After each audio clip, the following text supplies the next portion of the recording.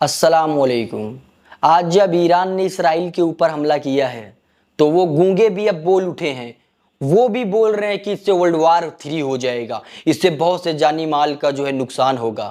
میں ان سب سے پوچھنا چاہتا ہوں، ان گونگوں سے پوچھنا چاہتا ہوں، 1 سال سے جو اسرائیل کر رہا ہے فلسطین اور غزہ میں 40,000 بچوں سے زیادہ شہید ہو گئے ہیں، تب تم کہاں تھے؟ تب تمہیں نہیں دکھائی دیا کہ بہت سے جانی مال کا نقصان ہو رہا ہے؟ تب تم کیوں گونگے بن گئے تھے؟ تمہارے ابا تھے کیا؟ تمہارے پاپا تھے؟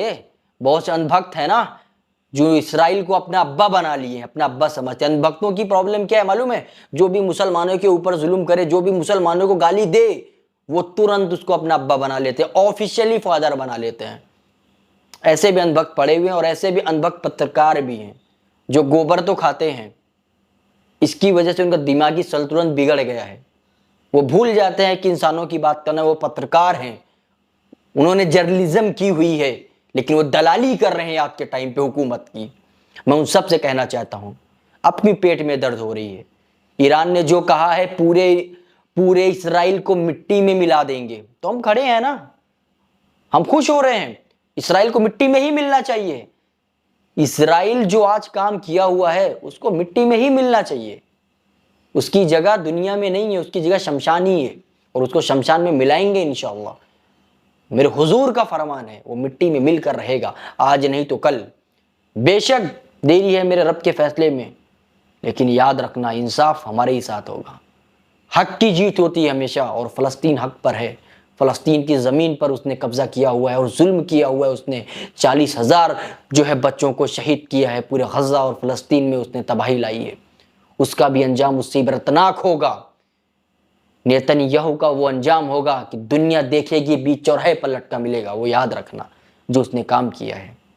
ایران کے لیے ہم دعا گو ہیں میرے بھائی۔ جب 57 مسلم ممالک نے چوڑیاں پہن کر بیٹھ گئے، کسی نے کچھ نہیں کیا، تو ایران نے کیا۔ بہت سے لوگ بول رہے ہوں گے ایران نے اپنے لیے کیا ہے، اس کے ملک پر حملہ ہوا، اس کے لوگوں کو مارا گیا۔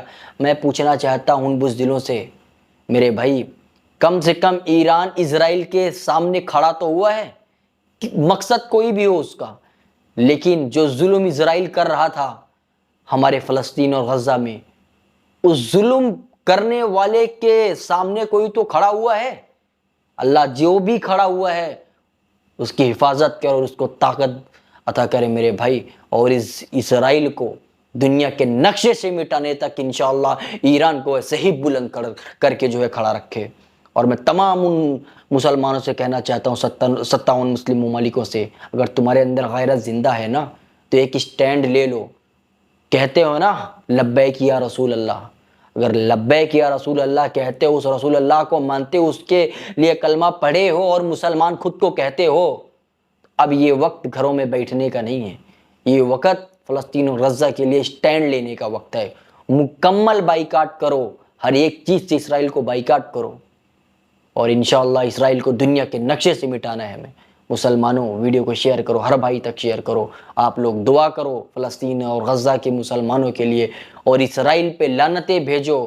دعا کرو کہ اسرائیل کی تباہی انشاءاللہ ہمارے جیتے جی اللہ ہمارے آنکھوں کے سامنے دکھائے۔ فلسطین کے تمام شہیدوں کو میرا سلام ہے، اللہ ان کے گناہوں کو معاف کرے، ان کے درجات بلند کرے جو آج شہید ہو گئے ہیں۔